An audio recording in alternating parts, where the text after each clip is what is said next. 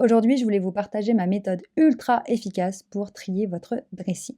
On va attaquer la rentrée et ce serait bien que le dressing soit épuré, facile, pratique. Si dans votre cas, votre dressing, il y en a partout, il y a trop d'affaires, ou vous n'avez jamais rien à vous mettre, vous ne savez pas comment composer vos tenues, bah, vous allez voir que une des clés, c'est vraiment de se simplifier la vie. Alors, je ferai d'autres vidéos sur comment organiser, quoi acheter comme pièce pour que ce soit simple, facile et que vous puissiez vous créer votre propre style. Mais là, déjà, la première étape, c'est de faire un tri. Là, on va profiter de l'été pour faire un grand rangement parce que toute l'année, on est à fond, à fond, à fond. À un moment donné, si on ne le fait pas maintenant, on ne le fera jamais. Donc, essayez de trouver une petite journée dans votre emploi du temps pendant cet été avant la rentrée.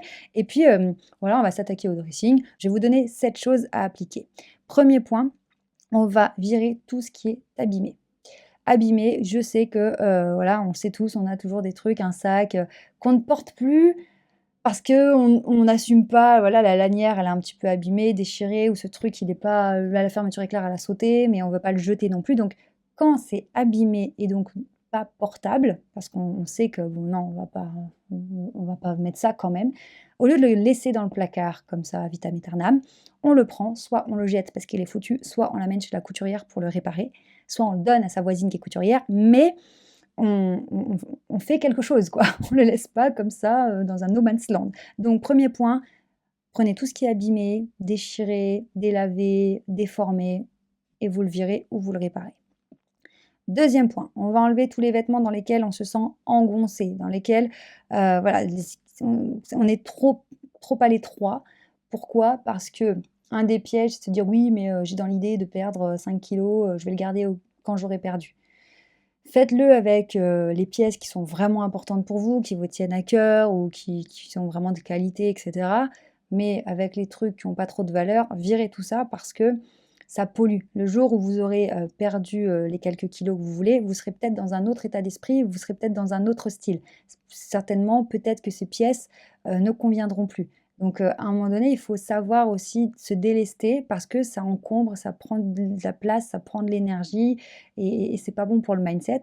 Donc, si c'est un vêtement qui est trop petit, si c'est trop petit, bon, bah, il y a pas à se poser de questions, on le vire. Si c'est trop petit, mais que vous avez dans l'idée de le remettre, posez-vous la question: «Est-ce que c'est vraiment un vêtement que vous allez remettre?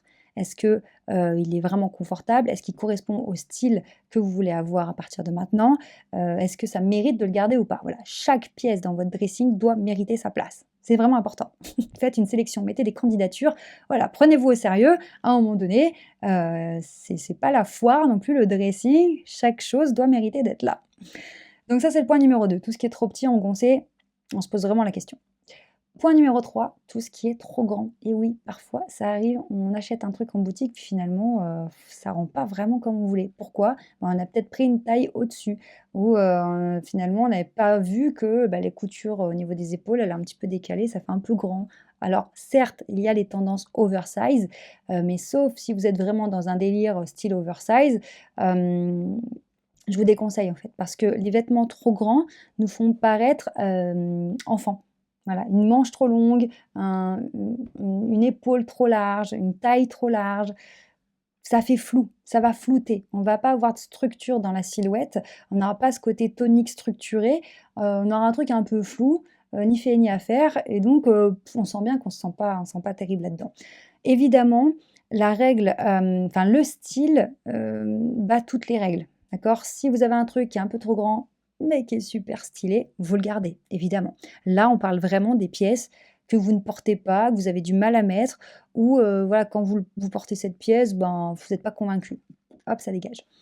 On veut un dressing dans lesquels on aurait, que des pièces qui nous rendent fiers, OK? Qui et là, du coup, j'attaque le point numéro, 4, c'est de se dire: «Bah, je vire tout ce que j'aime pas», dans le sens, je vire tout ce qui n'est pas à la hauteur, au niveau que je me donne. Mmh. Alors là aussi, parfois, il faut faire preuve d'humilité parce que parfois, on a acheté un vêtement, il a encore l'étiquette et on l'a jamais porté. Pourquoi? Parce qu'on se dit: «Ouais, ça me dessert un peu ce truc, la couleur, elle est pas top, le motif, il est pas génial, la forme, le style, OK, vous êtes planté, vous êtes planté.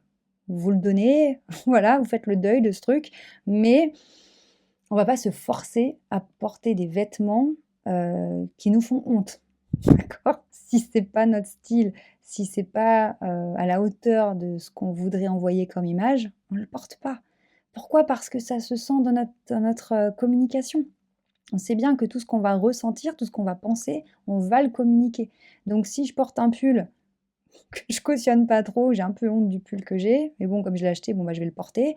Ça se voit. Ça se voit dans le langage corporel que je suis pas hyper confiante, que je suis pas fière de mon image. Du coup, je vais avoir des expressions bizarres où je vais avoir tendance à me cacher. Je vais moins oser sortir de ma zone de confort. Je vais moins oser y aller parce que j'ai ce pull qui me pollue, en fait. Donc c'est vrai, on se dit quand même: «C'est qu'un pull». Non, non, ça a vraiment un impact. Je suis sûre qu'il y a certains jours où vous vous trouvez super belle, super bien habillée, vous pouvez tout accomplir et d'autres jours où vous avez l'impression d'être habillée comme un sac, ou votre style est pas terrible, voilà, c'est une catastrophe, vous avez perdu confiance en vous.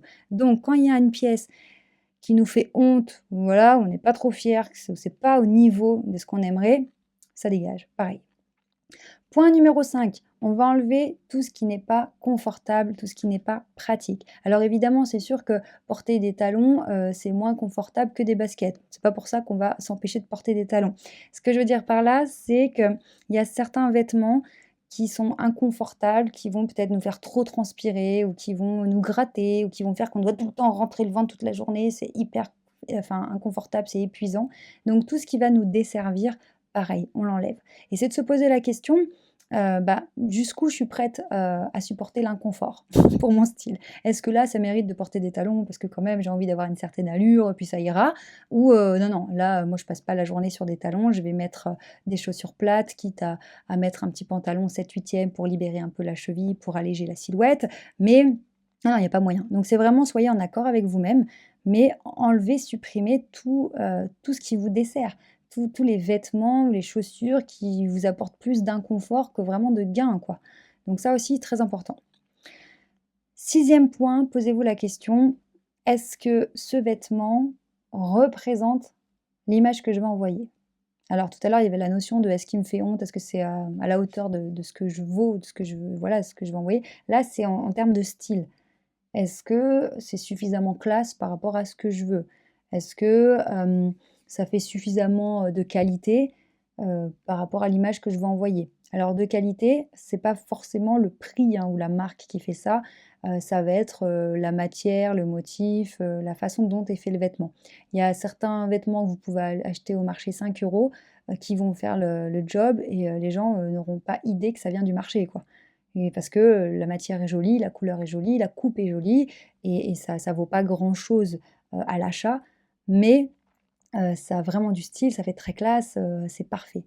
En revanche, il y a d'autres vêtements qu'on peut peut-être même acheter plus cher qui, moi, ça fait pas terrible, quoi. Moi, ça va pas dans le style que je veux, ça fait trop mémère ou ça fait trop, classique ou ça fait trop, fashion ou ça fait trop dénudé ou ça fait trop voilà, peu importe, mais posez-vous la question, point numéro 6, est-ce que ce vêtement-là, il rentre dans le style que je veux? Et donc pour trouver votre style, évidemment, j'ai différentes techniques, mais vous pouvez aller faire des recherches sur internet, sur Pinterest et pour vous trouver des orientations, trouver des exemples, des inspirations, vous dire: «Voilà dans quel style j'ai envie d'évoluer, vers quoi j'ai envie d'aller» et petit à petit, vous allez construire votre style, mais on en reparlera dans d'autres vidéos.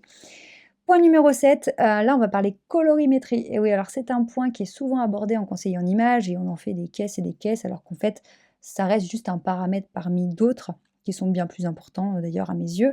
Mais, c'est, tout simplement avoir un repère. Alors on parle de couleurs chaudes, de couleurs froides en fonction de votre teint, donc couleur de votre peau, de vos yeux et de vos cheveux. Néanmoins, on peut, déjà faire un tri, une sélection sans se prendre la tête parce que de vous-même, je pense que vous savez, que certaines couleurs, vous font, virer le teint. Il y a peut-être certains t-shirts, chemisiers, pulls, quand vous les mettez, le teint il vire un peu au jaune ou un peu au gris ou ça marque vos bizarrement, ça marque plus vos cernes, vos creux, vos rides et en fait, ça vient de la couleur, OK? Et à l'inverse, contrairement à ça, on a certains vêtements chemisiers, pulls, t-shirts, écharpes, foulards, qui nous donnent toujours bonne mine. Tiens, à chaque fois que je mets ce foulard, j'ai que des compliments, où j'ai l'air super en forme. Bah, regardez la couleur, identifiez-la et demandez-vous est-ce que ça appartient aux couleurs chaudes ou aux couleurs froides et vous aurez déjà un axe pour savoir en fait bah, voilà, dans quelle palette vous vous situez. Donc le premier exercice très simple pour la colorimétrie, c'est de supprimer toutes les couleurs qui font virer votre teint. Est-ce que c'est le beige? Est-ce que c'est le kaki? Est-ce que c'est le rose pâle? Est-ce que c'est plutôt les couleurs pâles? Est-ce que c'est plutôt les couleurs foncées? Voilà, essayez juste de dégrossir, mais simplement en enlevant les vêtements dans votre dressing qui vous donnent mauvaise mine et en vous concentrant sur ceux qui vous donnent du peps, vous allez avoir des orientations et vous saurez vers quoi vous diriger pour les prochains achats et vous allez voir que ça va commencer à faire une grosse différence parce que vous aurez bonne mine tous les jours grâce à la bonne couleur. Donc oui, il y a plein de choses à faire. En tout cas, je vous encourage vraiment à faire ce trait de dressing très efficace, très rapide. On ne se prend pas la tête, on va droit à l'essentiel parce que ça va faire de la place dans le placard, mais ça va faire surtout de la place dans la tête et ça va nous permettre d'avoir un style qui est beaucoup plus précis et se trouver soi-même, toujours dans cet objectif de prendre sa place, d'être bien dans nos baskets, de ressentir une paix intérieure avec beaucoup de confiance et à pouvoir atteindre nos objectifs. Prenez bien soin de vous et on se retrouve très vite. Ciao!